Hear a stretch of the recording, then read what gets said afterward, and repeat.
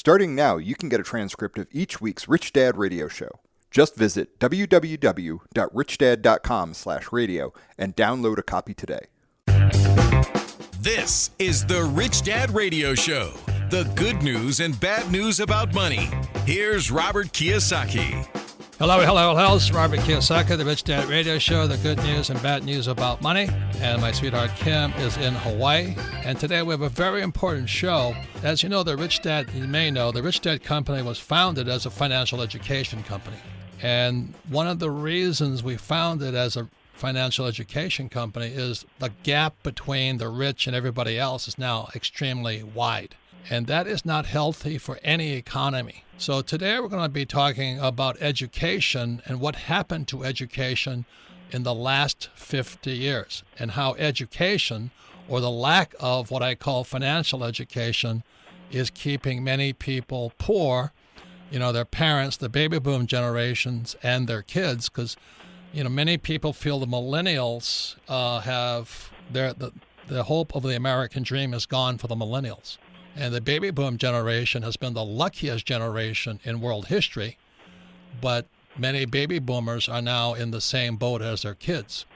So this is, again, a show about education. Our guest today, I love this guy, Stephen Brill. I was walking past a newsstand, and generally I'm looking at, the pictures of cars and pretty women on the magazines, but here was Time magazine with the headline, how my generation, the baby boomers, broke America. And I had to pick the article up. And, Stephen, the problem with that article is it set back my book about 6 months. I was just about to go to press on my book, Fake, about fake money, fake teachers, and fake assets. And then I read that little article. Then I had to get your book, Tailspin. And now I'm in a tailspin because I have to catch up, because what you said, how my generation broke America, is exactly why the Rich Dad Company was founded. So my sweetheart Kim is in Hawaii. Anything you want to say, Kim, before we get started with Stephen? Yes, no, I'm excited to talk to Stephen because as I was going through all of his interviews and things, I was surprised. I always thought that when you talk about what broke America, I always thought it was the elites of the wealthy and these kids that came up at Harvard and Yale, but they were very privileged. And what Stephen is saying is that's not the case. It actually is much different. So I'm anxious to get started. And Stephen's book is called Tailspin: The People and Forces Behind America's 50-Year Fall and Those Fighting to Reverse It. And congratulations, because I understand it's a bestseller as well. Yes, so welcome, it is. Stephen. Thank you. Thank you very much. So, Stephen, would you mind explaining, you and I went to school on basically the same island. It's called Long Island. And I went to school in Great Neck, which is not too far from Queens, New York. And Great Neck is possibly the richest zip code area in New York. And they're the richest of the rich live there. And I went to school there. I wasn't one of the rich guys. But would you explain how it started? You were a kid growing up on Long Island. There's a thing called the prep school system. Would you mind starting with that? That's where we start the interview. Sure. I grew up in Queens in a middle-class family. My father owned a small, perpetually struggling liquor store. And one day when I was in the 7th grade at junior high school, 198 in Queens, I was playing basketball, and I wasn't a very good basketball player, and I came down and landed on my knee and broke my knee. Now, why is that important? Because in those days, if you were in a cast or had to use a cane or crutches, the New York City public schools didn't let you attend, which was great for me because I got to stay home from school for a month. But I was a little bit of a bookworm, and I picked up a biography of President Kennedy, who had been assassinated the year before. And in this biography, it said that he went to a school called Choate, which was something called a prep school. And it sort of intrigued me. When I got back to junior high school 198, I asked my teachers and a guidance counselor, what's a prep school, what's Choate? And they had no idea.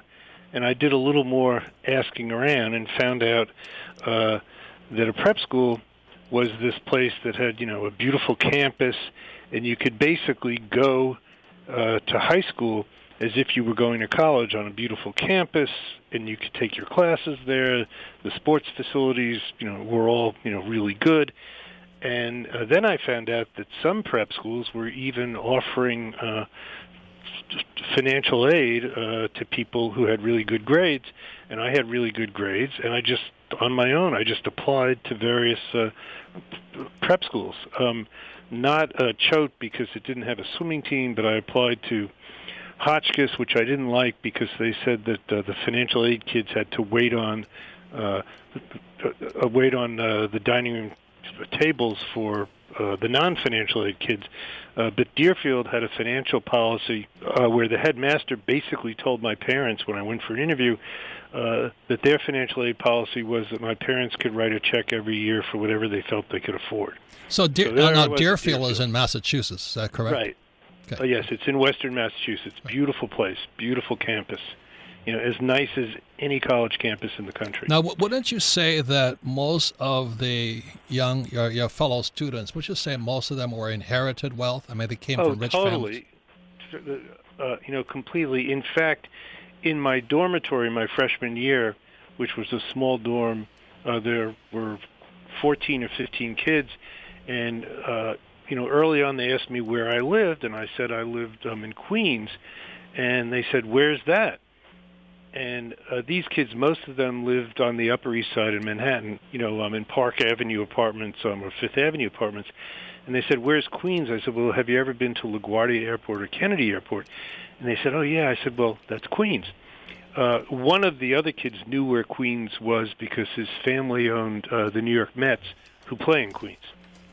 So that was, the difference in the mindset of most of the people who were there versus my mindset. 3 years later, I found myself sitting in the headmaster's office, which he had given over to the director of admissions at Yale, who was interviewing me because, once again, at Deerfield I had really good grades. And the dean of admissions was a guy named Inky Clark. And he looked at my record and was really, wondering, how did you get to Deerfield? And I explained, reading the Kennedy biography, and I applied by myself. And he looked again at my record and said, "Is Yale your first choice?" I said, "Yeah." He said, "Well, do you promise that you'll go?" And I said, "Yes, if I get accepted, I'll go." He said, "Okay, I can promise you you're in." And that's how I got admitted. And it turns out that Inky Clark was leading the meritocracy revolution that was beginning to take hold at most of the elite institutions around the United States. Would you explain the meritocracy revolution? Because, see, the big difference here is the rich kids, and I went to a rich kids school, and most of my classmates went on to prep schools like Hawaii Prep or Punahou, right. or Punahou, where Obama did. And what Stephen is talking about is in the 60s, around that time, there was this movement to take so-called poor kids who are smart and mix them in with the inherited wealth kids and see what would happen if we educated them. And that's really kind of where the story of Rich Dad, Poor Dad started, because my mentor was a man named Dr. R. Buckminster Fuller, who was 4 generations Milton Academy in Massachusetts and 4 generations Harvard. And what I'm explaining here is that how education has affected all of us, especially today. And that's why Stephen's book, Tailspin, is a powerful story. So anyway, they go and they find so-called very smart poor kids or average kids, and then they educate them in the best schools. Is that what happened in the 60s? And that was a great thing for me. And it turns out I was one of what was known as Inky's boys, Inky Clark's boys. And my wife, because Yale also decided that if they're going to have a meritocracy, they should admit, the other 50% of the people who had good grades, and that means women. So my wife was one of Inky's girls, and that was terrific. I did well in college. I got into Yale Law School. So you went to Yale undergrad and then Yale Law School. And then Yale Law School.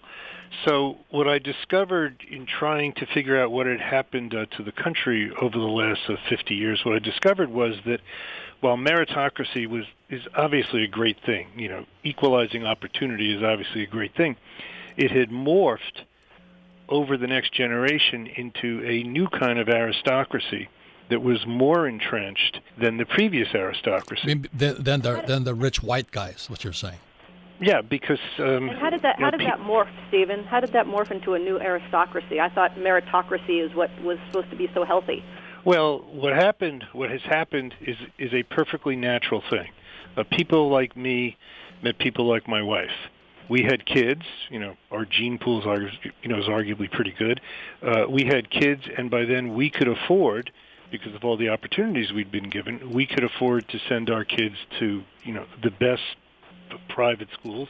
The best prep schools, best universities, right. All that, on and on and on and on. And when it came to applying for college, we and everybody like us could afford to get our kids the best, tutoring for college boards, the best resumes, for summer jobs. Now, I'm not knocking my kids, who, and no one would, but, one of my kids was the valedictorian of his high school, so it's not like he's a slacker. But did he go to prep school also? He went to a private school in Manhattan. Now, the fact is that if you look at the economic diversity of a place like Yale or Harvard today, it is less diverse than it was in the 1970s, but the new wealthy kids are the sons and daughters of people of my generation who rose to the top. Now, what's the broad consequence of that for the rest of the country? The broad consequence is that as the elite education institutions started operating on merit, which is a good thing, the law firms and the banks and the consultancies and the businesses that and were Wall fed, Street. and Wall Street that were fed by those elite institutions started hiring on merit, which means they were hiring smarter, tougher people. And smarter, tougher people in the 1970s and 80s became the financial engineers on Wall Street and the legal engineers on Wall Street, who created stock buybacks and corporate takeover fights, derivatives, mortgage-backed securities, all the different pieces of legal and financial engineering that have turned our country from an economy that makes things and employs a broad cross-section of people into an economy that consists mostly of the financial services industry, which doesn't employ a broad swath of people and which places a premium on short-term focus on a stock price, not on long-term investment in a corporation and in the country. And, Stephen, you call this the knowledge economy. Right, which, again, sounds like a great thing, and it is a great thing until you realize that the knowledge economy is basically going to be dominated by people who have, the best credentials. And you said part of the problem too is the knowledge economy. They don't create a single product. They don't build. They don't innovate, and they don't create they don't create jobs. Software engineers would probably be the exception to that, but that's basically true. If I come out of school and I become a lawyer, and what I do as a lawyer is create an arbitration clause that keeps, rank and file consumers and rank and file employees out of courts and having to arbitrate in kangaroo courts, that's not good for the common good. It's good for the client. Yeah, so we're talking to Stephen Brill. He's the author of the new book, Tailspin. We're talking about how education is actually causing this massive, massive divide between the 1% and everybody else. And I'll close with Daniel Markovitz, who gave the commencement address at Yale Law School. And he basically said to this elite class of the brightest students in the world and America, he says, you guys are snuffing out the American dream. I mean, our education system for the elite, bright, smartest kids of all, who are building assets that are not assets, like credit default swaps and derivatives, is actually making it so hard for average people like me to make it. So when we come back, we'll be talking more to Stephen Brill, and we're talking about how the education of the elites is one of the biggest challenges facing not only America, but the world today. We'll be right back. You're listening to The Rich Dad Radio Show with Robert Kiyosaki. Don't be like Charlie. Charlie is that do-it-yourselfer who does himself in. Do-it-yourself is good for tile and grout. It is not good for asset protection. Charlie thought he'd save a few dollars forming his LLC online. With no guidance, he did it wrong. When he sold the property, he lost thousands and thousands of dollars. He did himself in by trying to do it himself. Don't burn yourself. Use Corporate Direct to set up and maintain your LLCs and corporations. Corporate Direct is owned and operated by attorney and rich dad advisor Garrett Sutton. Garrett wrote the bestsellers Loopholes of Real Estate and Start Your Own Corporation. He is Robert Kiyosaki's attorney for asset protection. He and his team will do it right. Visit them at corporatedirect.com or call 800-600-1760. Mention Rich Dad and receive $100 off your formation fee. That's corporatedirect.com. corporatedirect.com. Log on to richdadradio.com while you listen. Now back to Robert Kiyosaki. Welcome back, Robert Kiyosaki, the Rich Dad Radio Show, the good news and bad news about money. And once again, you can listen to the Rich Dad Radio Show anytime, anywhere on iTunes or Android, and all of our programs are archived at richdadradio.com. We archive them simply because repetition is one of the best ways to learn. So if you listen to this program again, you'll pick up even more. But more importantly, listen to this program with family, friends, and business associates. And this is especially true if you have kids. You know, what does school teach you, and why are some kids have a head start so far ahead of your kids, especially if you didn't go to the private schools? And the story of Rich Dad, Poor Dad actually begins in a private school. I went to a little school called Riverside School. Across the street was Union School for kids of the labor unions. And Riverside School were the kids that owned the plantations, the car dealerships, the meat packing companies, the ranches. And all of my classmates then went on to prep schools like Hawaii Prep and Punahou, where poor kids like Obama went to school.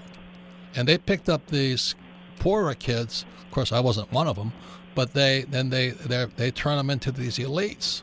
And that's the problem today, is what Stephen Brill is talking about, is how my generation, the baby boom generation, or more should I say the elites, have actually been creating this gap between the 1% and everybody else. So, as you know, the Rich Dad Company is about financial education, which we don't have anywhere in school.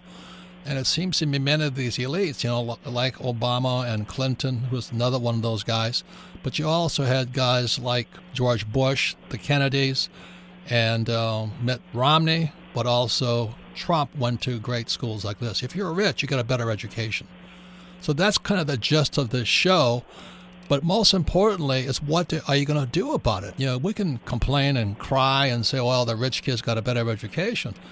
Well, so what? That's been going on for centuries.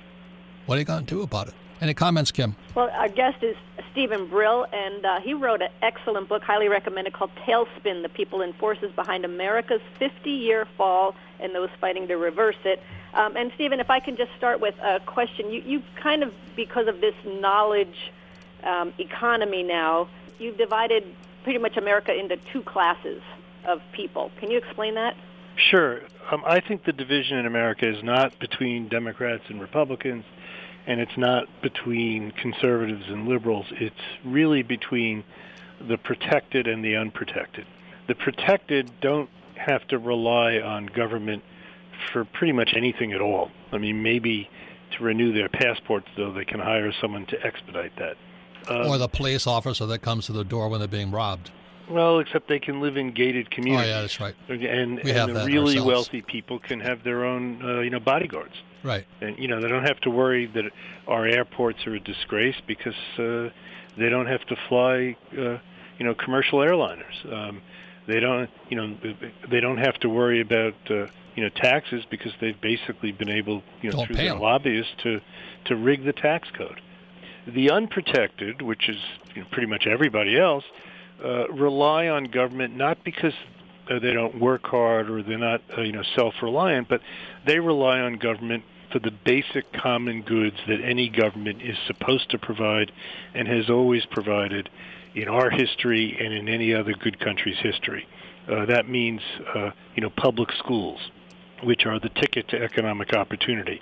The rich don't have to worry about our public schools because they send their kids to private schools, or they live in wealthy communities where the property taxes are high enough because the houses are valuable enough that they can fund really good school systems. For those who may not know this, the education system in America is built on property taxes. So if you live in a rich neighborhood, you get a better school system than the poor kids. Yeah. Now, by the way, there's another element of protected versus unprotected.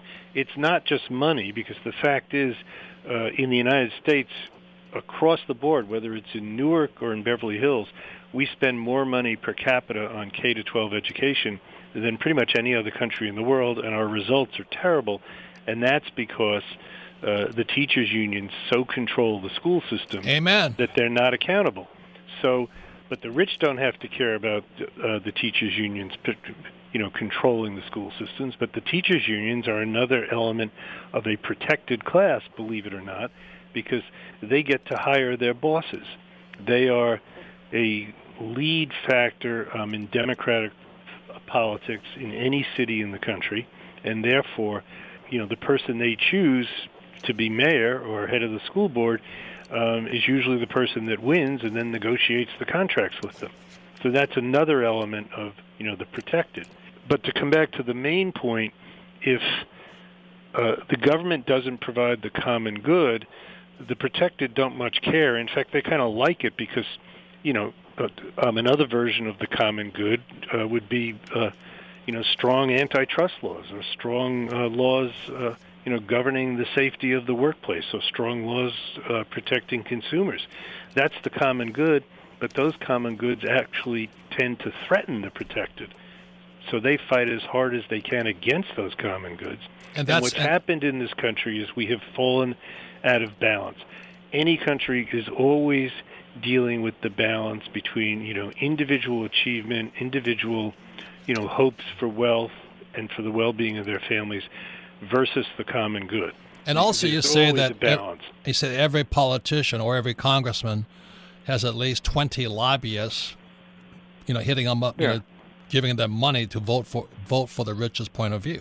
Right, and they live they work in gerrymandered districts for the most part, so therefore the only thing they have to worry about is whether they adhere to their base, whether it's a Democratic base or a Republican base. So that's why we have the polarization that we have. There's nothing in it for a politician to work for the common good. So the idea that one man, one vote, or one person, one vote is kind of an obsolete idea. Well, again, that started out as sort of a good thing. Modern-day gerrymandering was created so that would you explain gerrymandering? How do you gerrymander an election or a district? Sure. Gerrymandering is when the state legislature chooses how a congressional district or a state legislative district is divided up. What are the boundaries? And it's not just like they take, 8 squares, perfectly formed and logical, to make up the 8 congressional districts in a state. They will, the things will wiggle around. They'll have odd shapes, all engineered, if you're a Republican-controlled legislature, all engineered to get as many Republicans elected as possible. You gerrymander means you draw the boundary lines of where the votes come from. Okay. So you lump, let's say you're a Republican, you figure out a way to lump all the Democrats into one district, and that way the Republicans can win the other 7 as opposed to, evenly spreading Democrats and Republicans. So that means that what Kim's asking the question on the protected versus the unprotected, that means if you don't have money, you're unprotected in the electoral process. Well, that's true. And if you don't have money, you're unprotected in Washington, because when your representatives get there, they have to be dependent on the people money. who give them money. Right. And there's 20 of those guys for every one of our congressmen. There's a scene in the book where I spend an entire afternoon, 5 hours, with a congressman in a little windowless room about a block from the Capitol building, where he's on the phone dialing for dollars, 5 straight hours, and he does that every weekday, and he is typical. That is what our Congress has become. And then he goes to fundraisers at night. Right. Yep. And the fundraisers at night are organized by guess who? The lobbyists who need to lobby him. And they bring their clients to the fundraisers, and their clients, not you and me, but their clients are the ones who get access to him. So once again, it's Robert Kiyosaki, the Rich Dad Radio Show. We're talking to Stephen Brill. His book is called Tailspin. Please get the book. I first came across him walking past a newsstand with with Time Magazine on it. It says How My Generation Broke America. And it's about the baby boom generation, but more as the education system based upon a prep school system where the best and the brightest go to the best schools. And that involves the Clintons and the Obamas and things like this, also the Bush and Mitt Romneys. And so for those of you who send your kids to private schools, you're being hosed. That's pretty, you don't have much power anymore. So once again, being that we're a financial education company, can you explain, this is the thing I really appreciate your writing, is about how the elites, the financial engineering it's called on Wall Street and in our banks and with the attorneys, we built an economy built on deals that moved assets around rather than building new ones. So we wonder why we don't have jobs and all that. Is because there's more money, taking derivatives of these phony assets, and all these elites make billions of dollars on phony assets that are called derivatives. And meanwhile, the average guy is buying and holding in the stock market, but the whole system is rigged against the average mom and pop 401k investor. Would you explain that whole process? Well, you put it well, but buying and holding is what the average investor might do, but it's not what the savviest inside investors do. Beginning in the 1970s, a doctrine emerged called, shareholder democracy, that a shareholder should be the only thing that management worries about, because after all, the shareholders are the ones who own the company. Now, that sounds great. Again, it's one of those things like the First Amendment. It sounds great. But the way that was hijacked was the suggestion was by a bunch of Harvard Business School professors that the way to do that is to pay the executives of a company on the basis of how much the stock goes up each quarter or each year.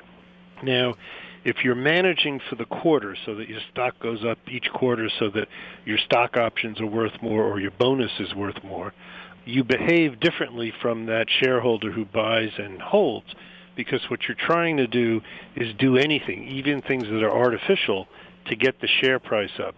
And what you're not trying to do is invest in the long term, because if you invest, let's say, in a product that may or may not work out over the next 2 or 3 years, that's money you spend today, which is going to hurt your bonus today because the company's earnings go down today, and you may not see it for 2 or 3 years, which is the way a long-term shareholder thinks, and it's the way the economy needs to think, because the economy depends on people investing in new products and new assets and expanding, not disinvesting by doing, for example, a stock buyback where the corporation actually buys shares back on the market, which raises the price of the shares.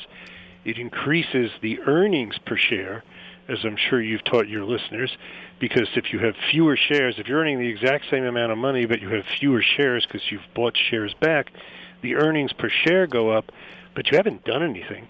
You haven't created anything new. You haven't created any assets, and you've lost jobs because the money you need to buy back the stock is money that you get by doing layoffs or by not expanding or by doing cutting expenses. Outsourcing, by anything you can do in the short term to cut expenses. Yeah, and the biggest expense for most companies are their employees, so you get rid of them. Hey, Kim, any questions for Steve before we go? Yes, I do have another question. I've got a lot of questions, but one is, you use a great analogy, Stephen, on when you have these talented, driven people chasing the dream, and they get theirs. They're like, yeah, I'm winning. I got all my money, and then you say, and then they pull up the ladder. What do you mean by that? They pull up the ladder so nobody else can get theirs. It's not a conscious decision. It's not like they say, okay, I got mine, and they don't wake up in the morning and say, okay, I got mine, and I don't care about anybody else. What they do wake up in the morning and say is, my company or my law firm is doing really well, and the way I can do better, let's say I'm a law firm. The way I can do better is think of new and better ways to serve my wealthiest clients. And the process of doing that pulls the ladder up because, for example, if you're trying to reform labor laws to level the playing field between employer and employee, and you're a really clever labor lawyer, and you think of a really clever way to do that because you're part of the meritocracy and you're, a premier knowledge worker, you get wealthier by doing that. But the sum total of that product is that the middle class gets hurt. I think another thing that I don't know if you said it exactly like this, but if you're really, really rich, you can hire the best attorneys. Right. And if you're a government guy, you can only hire the third-tier attorneys to fight. That's right, and that matters. For example, I'm going to come back to this. Something I mentioned before. You all remember the Wells Fargo scandal, right? Right. Where they set up accounts for people who had accounts at the bank. They set up new accounts for them. They didn't know anything about the accounts. They got charged, service charges for these new accounts that they never signed up for. And in many instances, their credit ratings were hurt by these phony accounts because when they didn't pay the service charges, they got dinged on their credit ratings. So it's a perfect example of when you would do what's called a class action, where thousands of people are allowed to get together and hire one lawyer to sue the bank on behalf of the class. Well, it turns out that when they signed up for the first account, the real account that they had, they agreed in small print to an arbitration clause, forced arbitration that doesn't allow any kind of class action. Now, when they brought the class action for the phony accounts, the Wells Fargo lawyers, who were at a super successful, mostly liberal firm in Los Angeles, made the argument, the clever argument, that you can't bring these suits for the phony accounts because when you signed up for your real account, you agreed to arbitration, and the language said you agreed to arbitration for any and all business involving this account or any other business you have. Would you explain the difference between arbitration and the lawsuit for that lay person? Well, an arbitration is it's private, first of all, and the key is you can't do a class action. So you have to pay individually your own attorney, and the other 1,000 people each have to pay their own attorney. It becomes 1,000 cases instead of one case. So instead of 1,000 people chipping in to hire a good lawyer, it's you who may have, you may have had $800 in damages, and you can't hire a lawyer to sue, Wells Fargo for $800 in damages. Two million people have $800 in damages. Right. They can get together and hire a real lawyer who can really make a case. So that's why this is Stephen Brill. His book is called Tailspin: The People and Forces Behind America's 50-Year Fall and Those Fighting to Reverse It. And once again, it starts in prep schools. Like I said, my teacher was Buckminster Fuller, 4 generations of prep school and Harvard. And then all of a sudden in the 60s, they started bringing up people like Stephen Brill, very smart kids, but they weren't the inherited wealth. And the idea was that they would give them meritocracy. They would earn their wealth, but the same thing kind of happened again. Is that a summary, Stephen? It certainly is. And so that's why with this massive, massive gap today between the haves and have-nots. Final comments, Kim? Well, I just one more question because I know we're running out of time. In your title, Stephen, you say, and those fighting to reverse it. Who's fighting to reverse this whole situation? Well, thank God you asked. Each area that I write about in the book, whether it's financial engineering or the rise of the corporate free speech movement or the decline of our infrastructure, I highlight groups and people who, despite events and everything else we see that seems to be galloping in the opposite direction, have the resilience to be coming up with plans and organizing groups to fight this stuff. And my theory is, and my hope is, that when the level of disgust in this country, reaches a certain, boiling over point, which I think we're on the way to, that these people, these resilient, symbols of American resilience, will be there to lead the way in all these spheres to get the kind of reforms we need.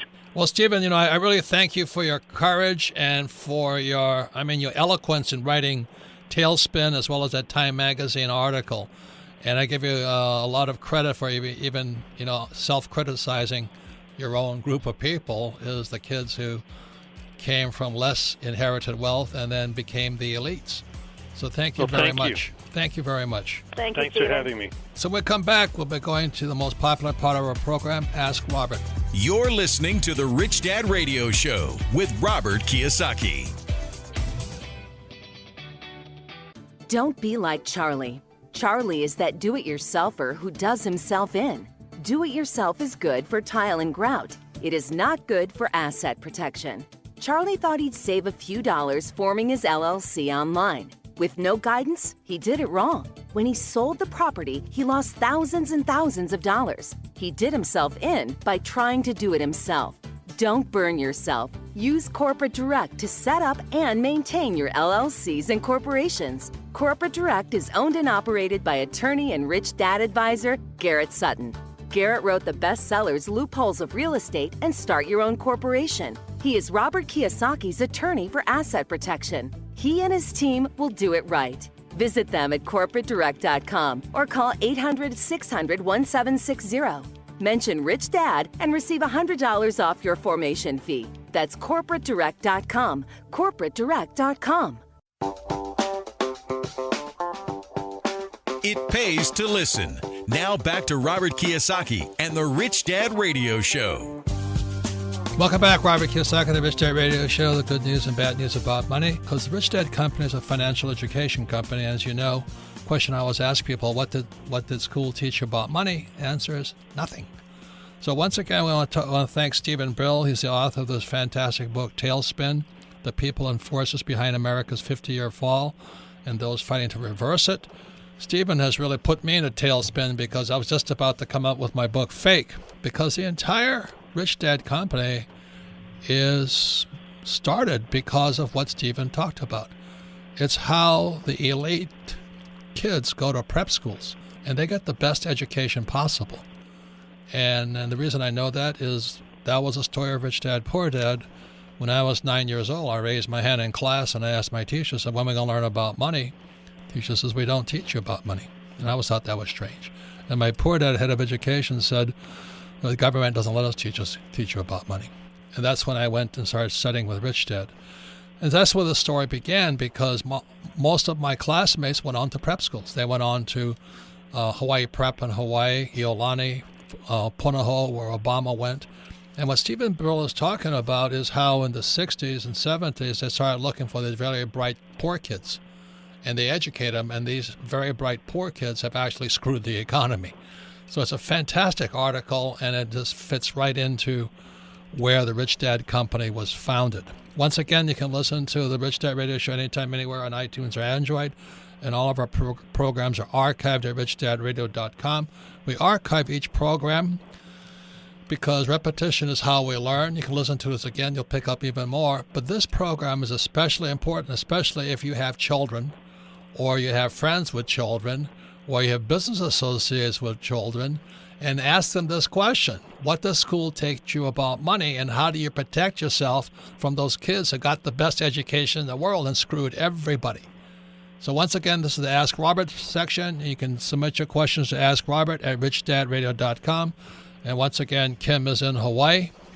And I am, and it's beautiful here. And I just wanted to make a comment, Robert, because Stephen talked about, we went from a manufacturing economy to a knowledge economy, and the knowledge economy was basically the smartest, brightest people in legal and financial. And I remember talking to several guests who were talking about what happened to the school system, and specifically what happened with the MBA programs, and they would say the MBA programs pretty much got hijacked, and all they're teaching is financial and legal, and they weren't teaching business. They weren't teaching how to build a business, how to run a business, anything like that. And that fits right into what Stephen is saying, where we went from a manufacturing economy to the knowledge economy, and we put out all these smart legal people and financial people who don't build product and don't create jobs. Right, that's what it says. That they don't even create assets anymore. They just re-engineer the asset, and they're called rearrange them. They're called derivatives and all this.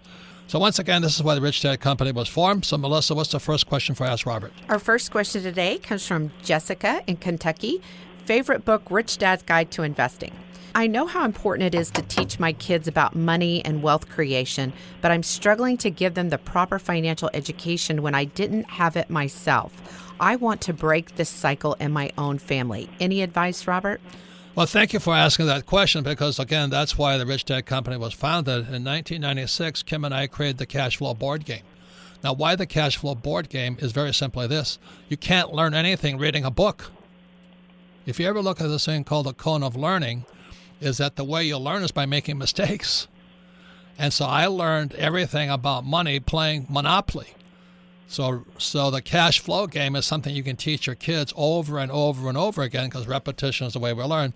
But what makes cash flow different than Monopoly is the cash flow game is the only one that teaches the financial statement. And the financial statement's what your banker asks you for when you go to the banker. The banker doesn't want your report card. The banker wants to see your financial statement.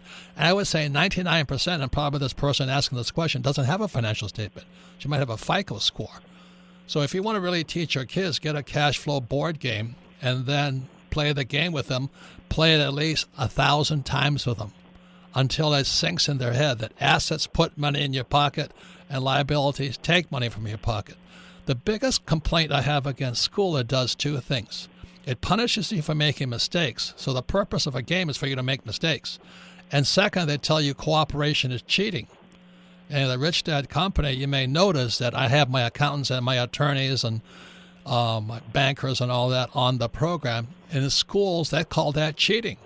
So the problem with 99% of the people is they went to school and you got brainwashed to think that you have to know all the answers and you should save money and invest for the long term in the stock market. That's the problem. So you want to break that cycle, play the cash flow game. Correct, Kim? That's exactly what I would tell Jessica. And, we created, it's funny, the cash flow board game was the first product we created. We created that before Rich Dad, Poor Dad. And we created it because people kept asking us, how did we get out of the rat race? How did we become financially free? And we thought, how can we do this in a fun way that's also educating people and that kids and parents can learn together? So the cash flow game was devised so that people could teach people. So you and I, Robert, didn't have to be traveling the world teaching. So it's exactly for that purpose. Parents can teach kids, kids can teach kids, parents can teach parents. It's a natural way to learn, and it's fun. And the most important thing is that, Kim plays golf all the time.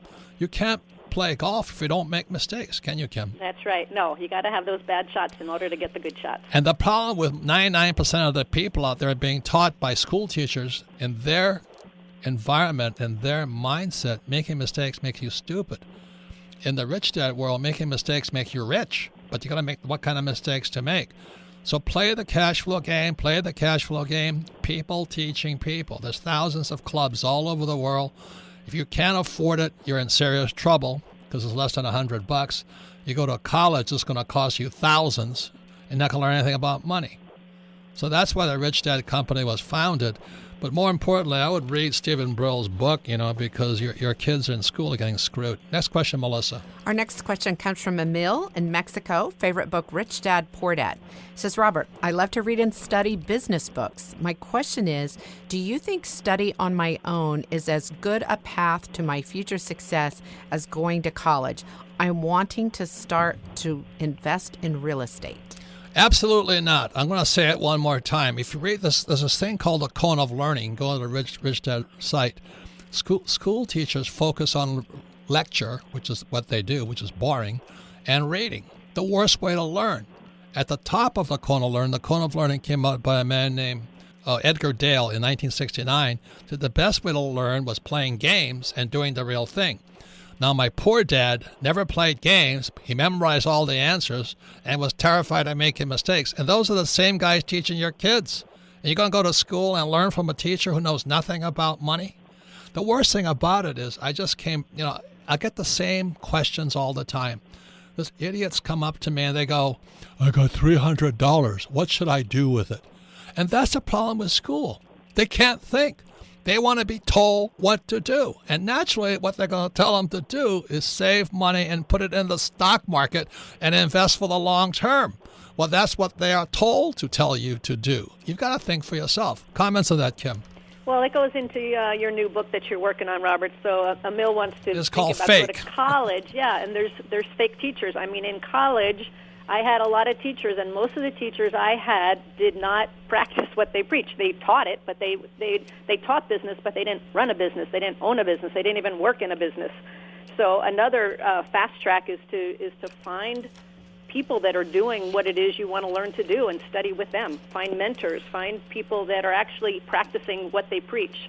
I think that's really important because college is too full of too many teachers who don't practice what they preach. Yeah, and it's not just school, it's everywhere. You know, there's a lot of financial education courses today put out by everybody. And a lot of these guys are BS artists. You know, they use all these high-fluting terms that make you confused and all this. The first question you should ask any teacher is, I don't care if it's a seminar teacher or anybody, do you do this in real life? That is the question. Do you have financials? Can you actually see your financials? And I would say 99.99% don't have financials. And if you read Rich Dad, Poor Dad, that's what your banker asks you for. They don't ask you about your report card. They don't ask about your grades. They want to see your financials. And the average guy has no idea what financials are. That's the problem. So just ask your teacher, may I see your financials? And they're going to go, over well. What? That'll What? go over well. And if they don't have financials, I would ask for my money back or walk out. Even the real estate brokers and stockbrokers, they don't buy real estate, and they don't buy the stocks they're recommending, most of them. Yeah. So once again, I want to thank Stephen Brill. His book is called Tailspin. There are Time Magazine articles worth reading. You don't want to read the book. But ladies and gentlemen, you're being screwed by academic system in more ways than one. So once again, submit your questions to Ask Robert at Rich Dad Radio. Kim, thanks for coming in from Hawaii. And thank you all for listening.